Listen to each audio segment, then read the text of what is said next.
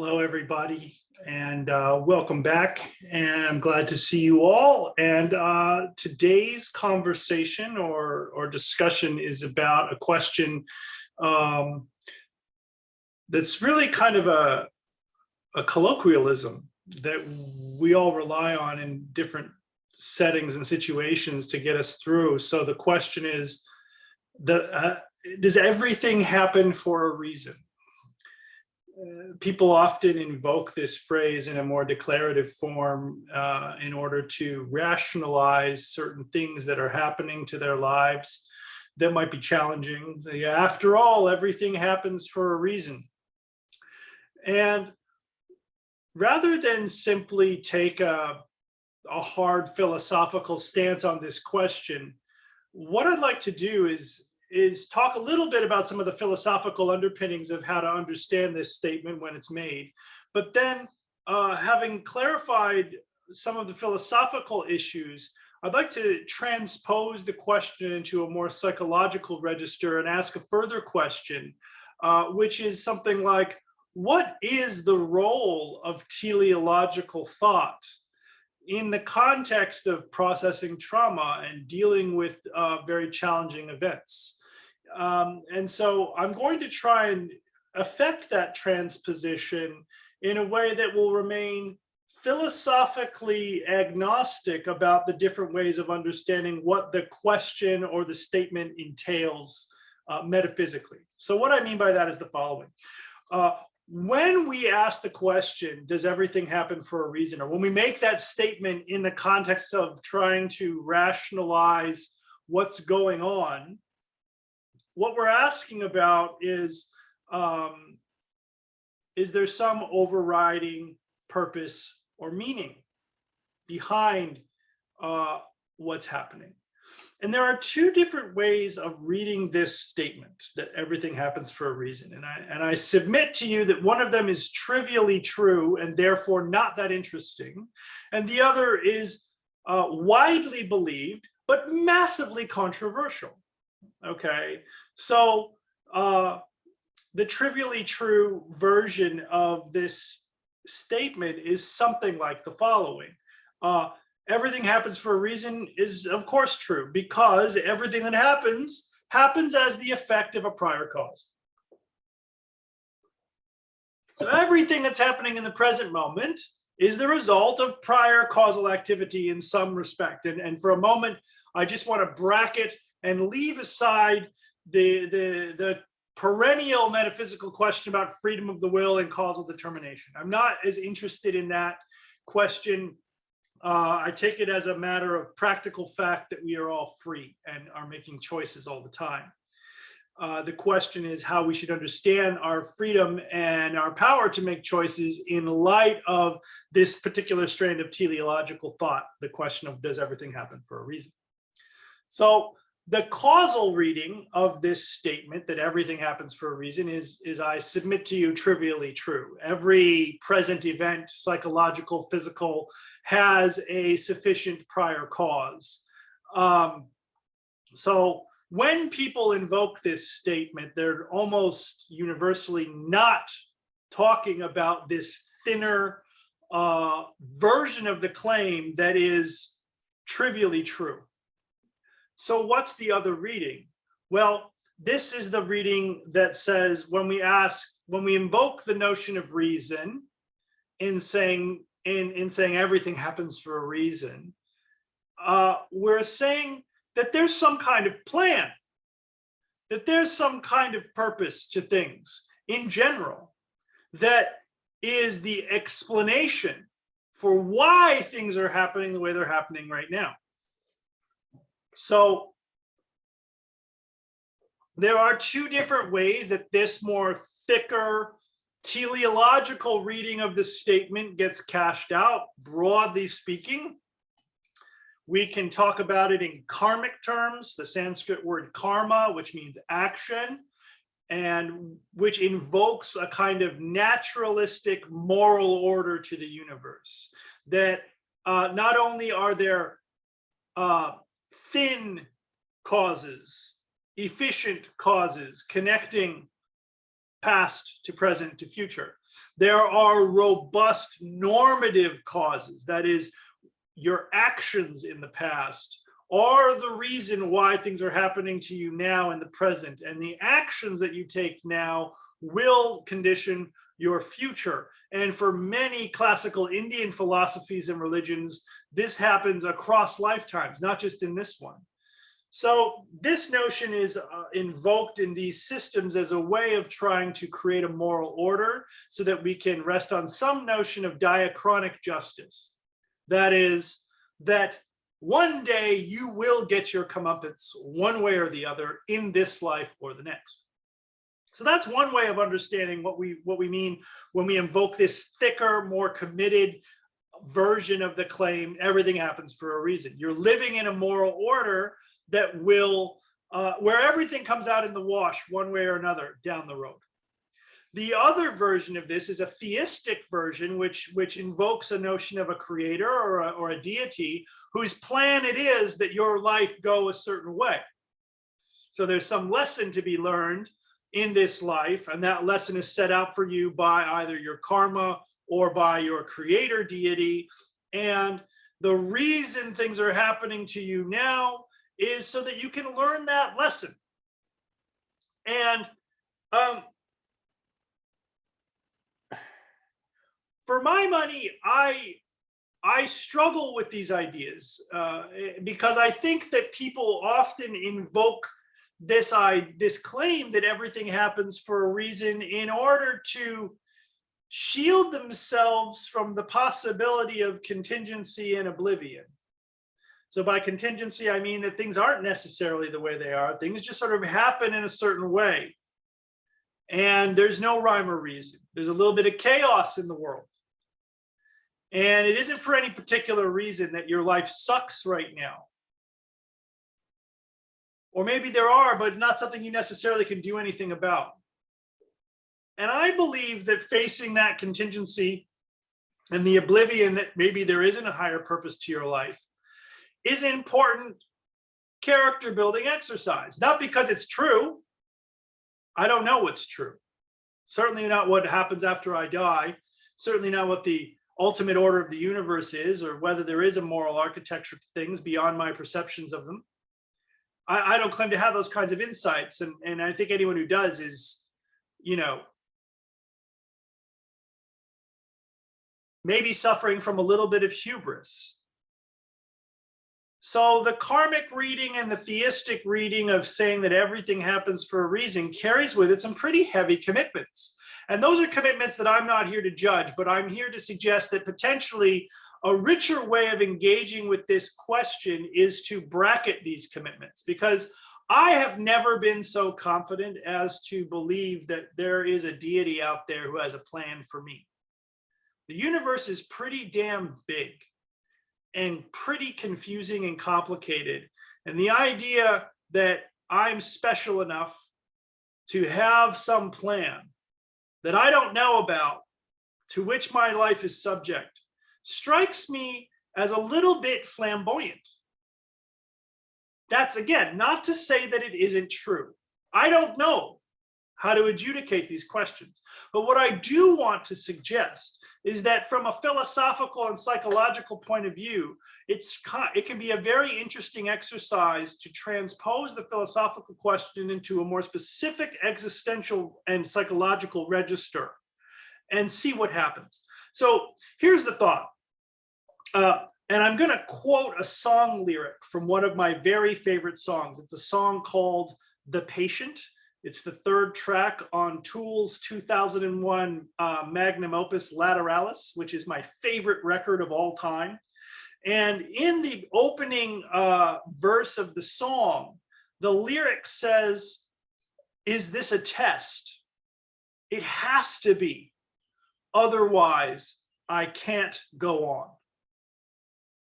And I think that this particular sentiment is really powerful for thinking about the psychological dynamics that can be at work when we're really suffering deeply, when things are very difficult. The The idea, I think, that animates this sentiment is one that was made quite popular by the psychologist Viktor Frankl.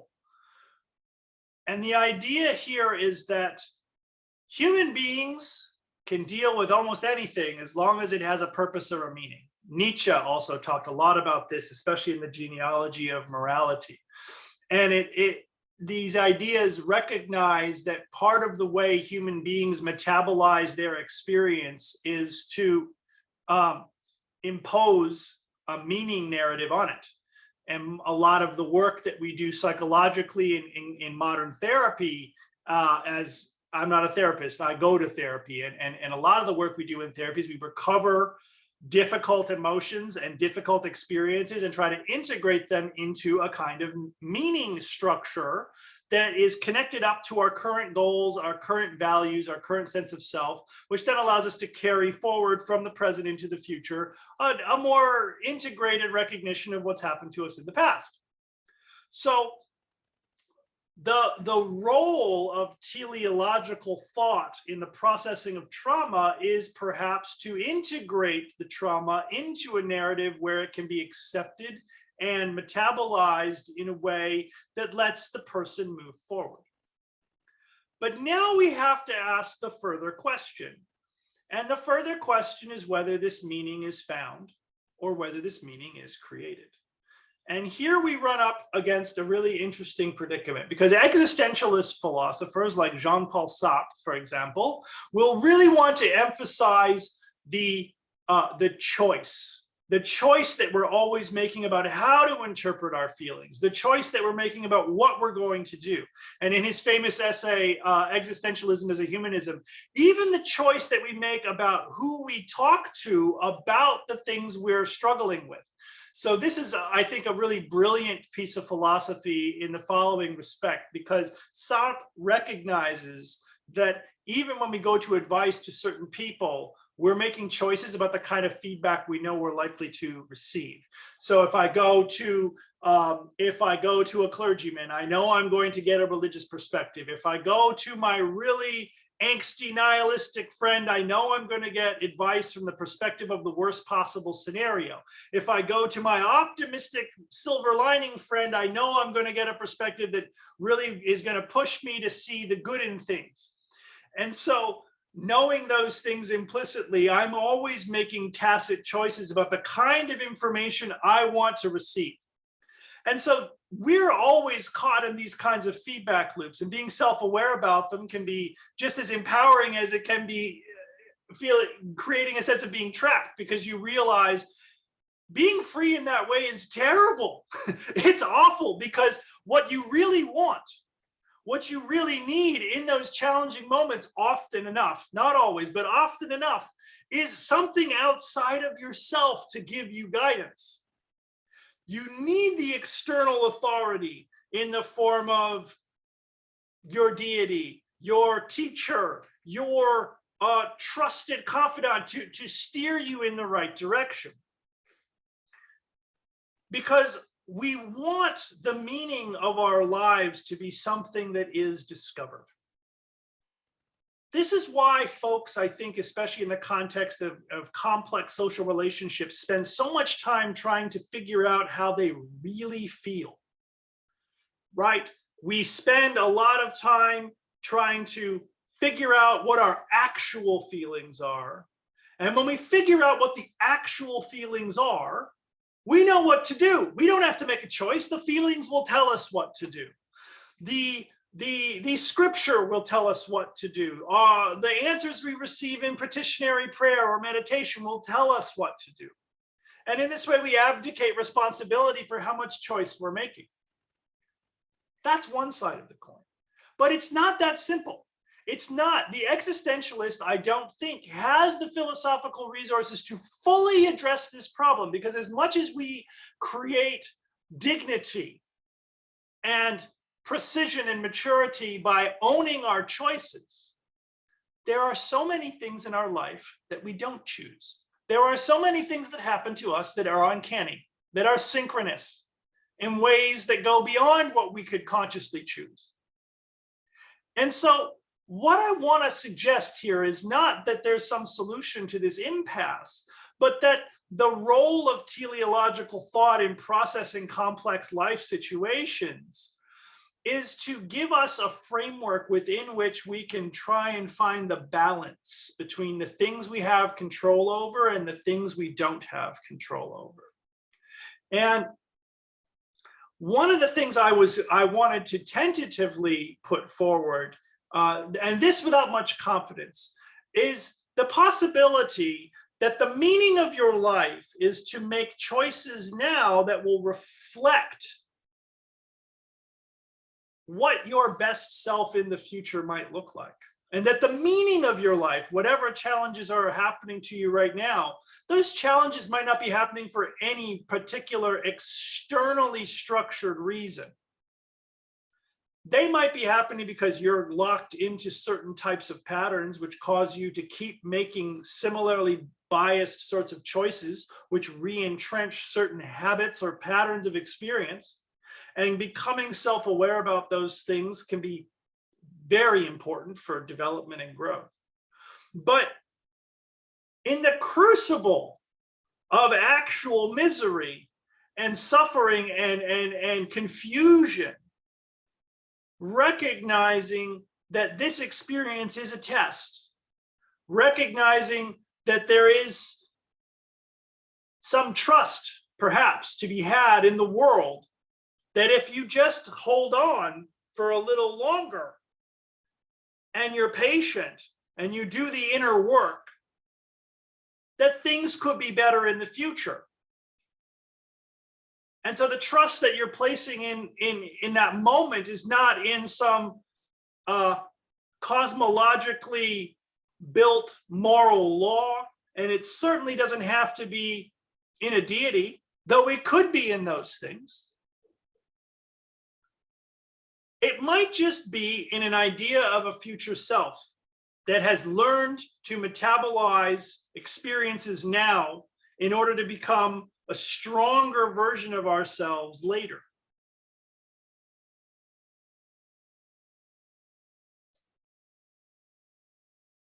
I don't think this fully solves the problem, because the need for meaning is not just about coherence.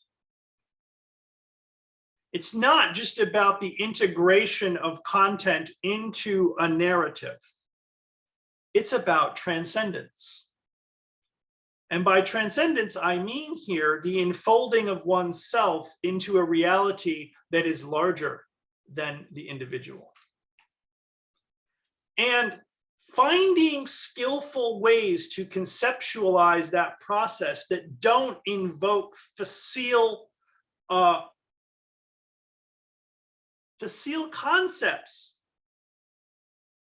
like God or karma, which, though powerful though they are, can lead us away from taking full responsibility for our own meaning creation.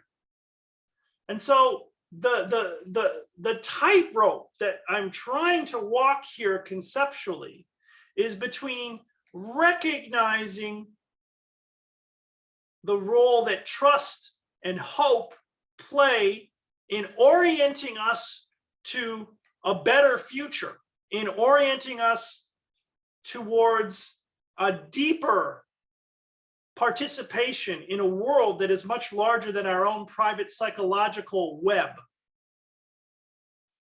on the one hand, and the recognition on the other that much of what happens to us is contingent, and much of what meaning we find in life is created by the choices we make about how to interpret what's happened to us. And so that the negotiation between taking ownership of the choices we must make and recognizing our own finitude as a way of being open to, porous to, responsive to, participating in a world much larger than ourselves that we want to trust, that we want to have hope for, that balancing act is the thing to keep in mind. And so, does everything happen for a reason? No, not everything. But interpreting your experience as if it does happen for a reason, whether it's a reason that is given to you by karma, by your deity, by your future self, can help metabolize your experience in a way that will project you forward in a growth-oriented, hopeful direction. And I can tell you from personal experience, and I'm sure that this will resonate with several of you, we all need that to live, because it's hard to be alive. It's hard to live a life. It's a challenge. And sometimes teleological thinking is a psychological necessity to provide the right kind of narrative architecture for us to integrate and metabolize the emotions that we have in response to the really challenging things that happen to us. Okay, that's all I have to say for today. Thank you for your attention. And again, if anybody has any suggestions or things they would like me to cover in these discussions, please don't hesitate to reach out to me either in the comments section or at my email, which is all one word, all lowercase, askprofessorsmith@gmail.com. Take care, stay safe. Bye for now.